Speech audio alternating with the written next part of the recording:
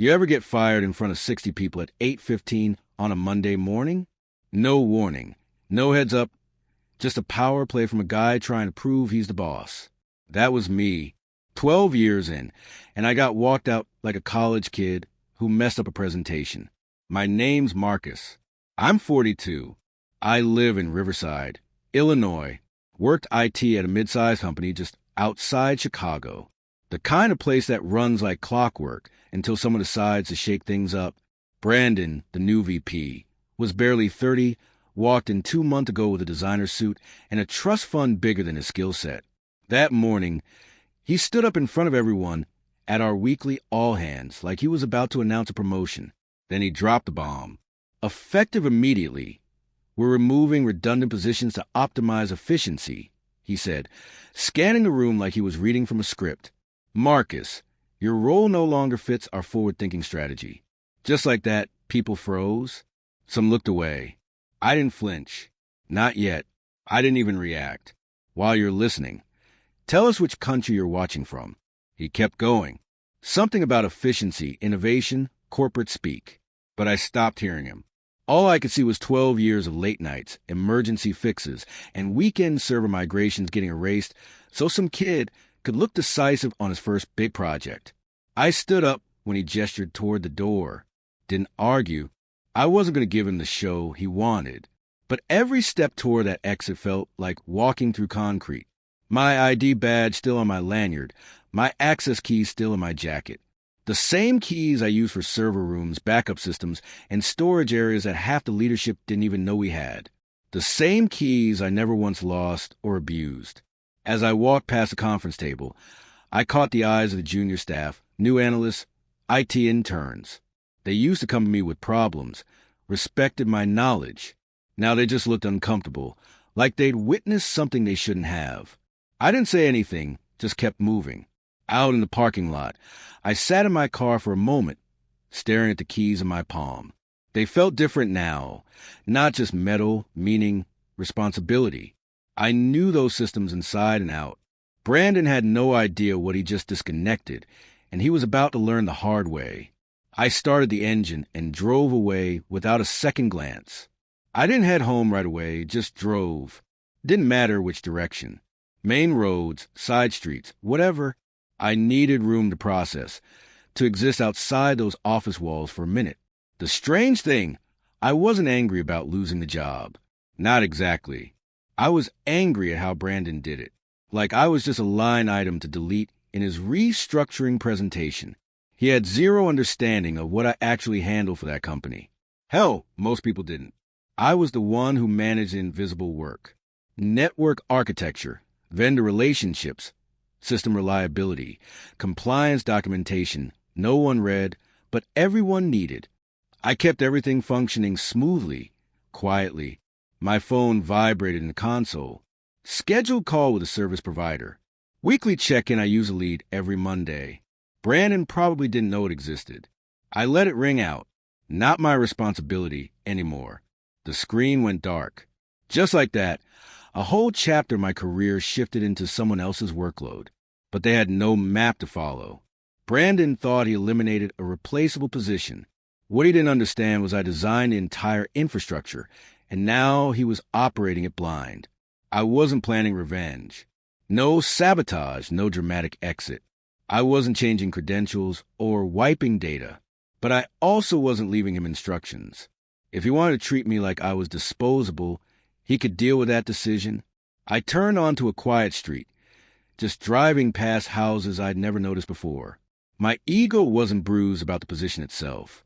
It was a contempt. 12 years of preventing disasters, solving problems before they became visible, and the guy treated me like excess baggage. Eventually, I stopped at this old diner I used to visit after overnight shifts. Place looked exactly the same. Still smelled like coffee and grease. I grabbed a booth, ordered black coffee, and stepped back to the car while it cooled. There was a binder in my front seat, printed copies of vendor information, system documentation, network architecture, materials I kept current for backup purposes. Brandon didn't even know this binder existed. I opened it, browsed through a few sections, and couldn't help but laugh. He was in trouble. I scrolled through my contacts and clicked on one, Daniel. He worked for one of our service providers. We used to meet up after quarterly reviews. Good guy. I hit call. He answered after 3 rings. Marcus. Hey, didn't think I'd hear from you today. Yeah, I said, grinning to myself. Just touching base. Might be good to keep the connection open. That's how I left it with Daniel. Nothing aggressive. No schemes, no anger. Just a subtle reminder that I was still reachable and still held the knowledge whether Brandon realized it or not. Next morning, I was at my kitchen counter drinking the same lukewarm coffee from the pot I forgot to switch off yesterday. The binder from the car was open beside me. Pages highlighted, credentials crossed out, old vendor notes scribbled in margins. I wasn't searching for anything particular, just letting the picture come together. Then my old work phone buzzed. I'd left it on out of routine. Still had the accounts connected. When I saw Brandon's name appear on the screen, I didn't pause. I picked up like I was answering a telemarketer. Marcus speaking. Why the hell are your logins still blocking me from vendor platforms? His tone was already strained. He was panicking. You'd need to contact HR or IT security. I said evenly. I'm not employed there anymore, remember? You could have at least documented the process. I wasn't given that option. I was told to leave. Silence. Then the call ended. I sat back, still holding the phone, and just observed. I knew what was about to unfold. Later that morning, message notifications started appearing on my laptop. I still had limited access to a few internal communication channels. Brandon's first oversight. He hadn't revoked me from the old IT groups. I sat there and watched as things began collapsing. Can anyone get into the vendor database? Why are all the authentication systems returning errors? Emails down. What's going on? I kept reading, drinking my coffee. A few people attempted troubleshooting. Brandon jumped into the conversation, midway through with incomplete suggestions. Someone warned him to stop manually overriding the admin controls. It was creating cascading synchronization failures. That's when I understood what he'd done. Attempted to force through system protections manually. Huge mistake. Without knowing the configuration architecture, he triggered a recursive error that strangled the email infrastructure. Internal communications crashed. Shared file access went offline.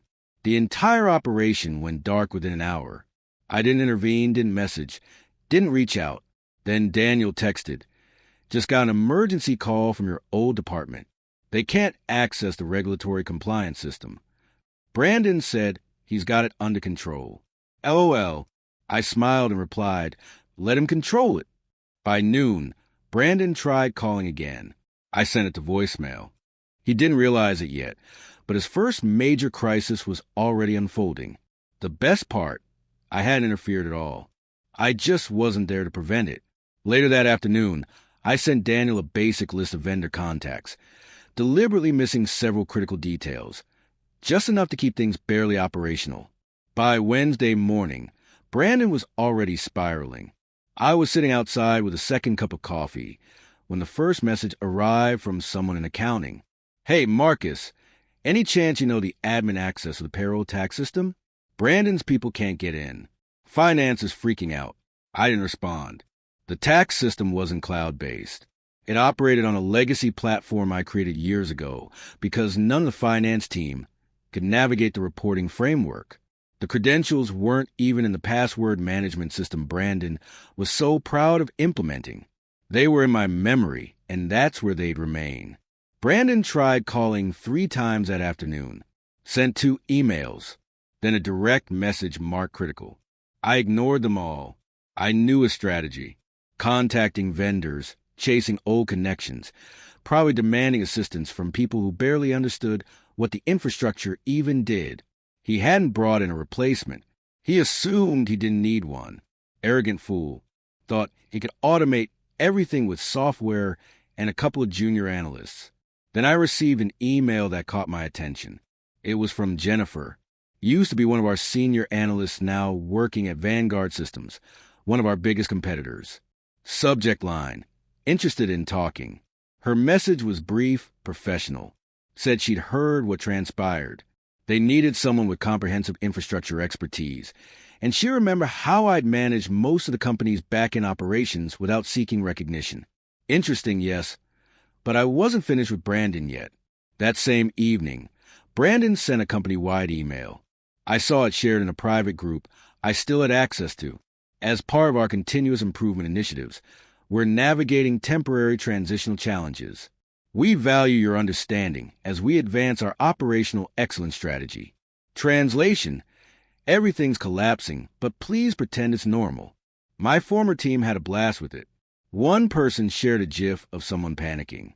Another commented, "Transitional challenges. Nobody can locate the audit documentation." I didn't participate, just observed it develop. Brandon's overconfidence wasn't just visible. It was hemorrhaging in front of the entire staff. He couldn't acknowledge he was overwhelmed, and I knew exactly how much worse it could get. Next morning, I started receiving vendor inquiries. "Hi, Marcus. Just checking who's the current contact for security verification. Hey, our billing got rejected. Is there a new compliance coordinator?" I kept my responses minimal. "You'll need to reach out to Brandon's department." That's all. Nothing additional. The fractures weren't just appearing. They were multiplying. I wasn't just observing the breakdown anymore. I was letting the situation collapse on its own. The first real fracture became a catastrophe that Friday morning. I was halfway through a workout when my phone exploded with notifications. 7 missed calls for texts, all from contacts I hadn't communicated with in weeks. When I finally reviewed the alerts, I saw the subject line that made me grin. Critical Security Certification Failure Regulatory Investigation initiated. Their largest client, Meridian Industries, had issued a formal warning. The company missed a mandatory security verification that I'd personally configured to auto-renew every quarter until Brandon optimized it. Now it was past due by 7 weeks, and the violation had triggered an automatic investigation. Brandon was finished. An hour later, my phone rang again. Block number. I picked up. "Marcus, this is Patricia," a voice said, tense measured. She was the CFO. "Listen, I know you're no longer here, but is there any possibility you can retrieve the old audit records? We're in major crisis mode." I took a drink of water, paused deliberately. "Sorry, Patricia. My credentials were disabled, remember? You'll have to work through Brandon." She exhaled sharply. "Brandon doesn't even know what documentation to look for. Half the files reference your protocols. Legal's having a breakdown." "That's unfortunate," I said, keeping my voice neutral. "Wish there was something I could do." Click. I stood there, phone in hand, absorbing that conversation. 12 years of behind-the-scenes work. Now they were discovering exactly how critical it was. By that afternoon, the crisis had escalated.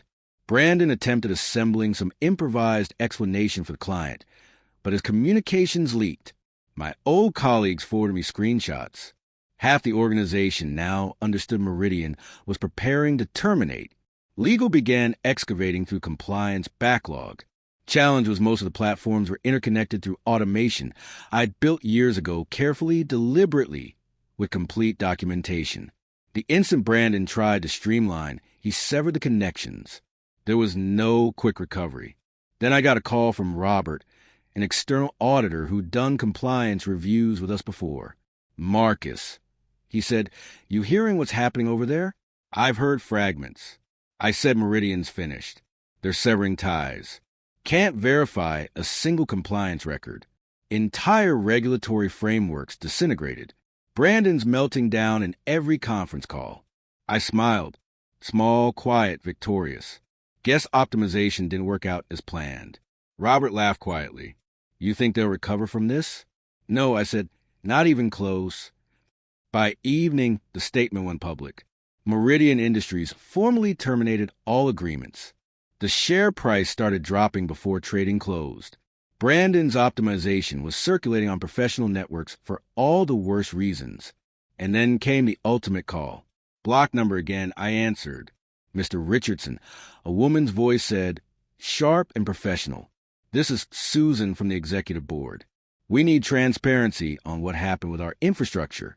I didn't waver. That would be a question for Brandon. He's running operations now. Before she could continue, I disconnected. Brandon was finally understanding just how serious the situation was, and I hadn't contributed to creating it. Phone rang again. This time, I knew the number. Brandon finally decided to confront it. I let it buzz 3 times before picking up. Marcus. His voice came in aggressive. You need to repair this immediately. The board's interrogating me, Meridian's gone, and legal's treating me like I committed corporate arson. I kept my tone composed. Sounds like things are progressing smoothly. This isn't a joke. He barked. You know perfectly well this is your disaster. You abandoned gaps everywhere. You didn't write anything down. I released a slow breath. Lean back. Brandon, the board already contacted me. They're asking questions you should have solutions for. If you're not qualified for the position, that's not my problem. He went silent for a beat. Then he shifted approach. Marcus, come on. You've been there longer than anyone else. Don't let this organization implode just to make a statement. You valued this company. I did, I said, until the company stopped valuing me. You're destroying everyone just to hurt me. No, I said, maintaining my cold tone. I'm doing absolutely nothing. You terminated me. You removed me publicly. And now you're frustrated because the infrastructure you don't comprehend won't function without the person who created it. He snapped again, voice escalating. You think you're some kind of martyr? You abandoned us in chaos. I left properly. I said, you never requested a handoff, never scheduled a meeting. You made a spectacle out of terminating me, remember? That was your big executive moment. You're not superior to me. I don't need to be, I said, but I was superior at the work. He didn't answer. The quiet extended. You risked people's livelihoods to inflate your reputation. I added, and now the organization's collapsing because of it. When he spoke again, he sounded diminished. I didn't anticipate it would deteriorate this quickly. That's the issue, Brandon, I said. You didn't anticipate anything. You believed it was all about perception. He sighed long, exhausted, defeated. So what happens now? Now, I said, standing up, you report to the board, not me. I terminated the call before he could respond. 3 minutes later, my email chimed. Proposal from Vanguard Systems. Official this time. Substantial compensation. No interview process. Just a senior consulting position, waiting with my credentials already verified. The fire was still spreading, and Brandon was the one who started it. I didn't even read the entire proposal. I didn't need to. Vanguard Systems' legal team presented it clearly. Consulting agreement, 8 months minimum. Complete authority over infrastructure strategy on their side, plus a performance bonus if I could stabilize what Brandon Catastrophe had nearly destroyed with them. I clicked reply, typed 1 word, confirmed. That was it. No negotiations, no apologies, no artificial pleasantries around a boardroom, pretending we were building something together. Just a legitimate proposal from professionals who comprehended what I contributed and weren't foolish enough to discard it. An hour later, I was on my back deck, laptop open, sun setting, when the notification appeared. Breaking: Brandon Mitchell resigns amid ongoing infrastructure crisis. His photograph was right there. Shirt wrinkled, expression vacant, posture defeated. The headline didn't attempt to soften reality. The article detailed everything. Regulatory failure, major client terminations, stock decline, organizational panic. The board was already recruiting for a replacement. I relaxed, watched the disaster unfold from my distance. The same guy who performed in that Monday meeting like he was a Next-Tech visionary was now nothing more than a cautionary tale in a spectacular failure. The agreements I used to maintain stable gone. Vendors had withdrawn. Clients had departed. The technical teams were overwhelmed attempting to repair damage they didn't create. All because Brandon believed leadership meant shortcuts and performing in front of an audience. And now there was no audience remaining. Just silence and a legacy of broken systems behind him. I didn't feel sympathy, not remotely. That was the price of hubris. I opened my orientation documents for Vanguard Systems and started reviewing the infrastructure schematics. They were complicated, different from what I was accustomed to, but recognizable enough, reparable, improvable. This time I'd do it strategically, with recognition, with colleagues who understood the importance of foundation before the visibility. My phone buzzed again, this time from Jennifer. Simple message. Welcome to the team. Let's do this right. I smiled, closed the laptop, and stood up. Marcus Richardson, former system admin. No, that version was history. Now, I was the one controlling the architecture, the one they consulted when everything was critical. And this time, I wasn't just working behind the scenes. What would you have done if you were in Marcus's position? Intervened or let it collapse? Share your thoughts in the comments. And don't forget to like and subscribe for more workplace revenge stories.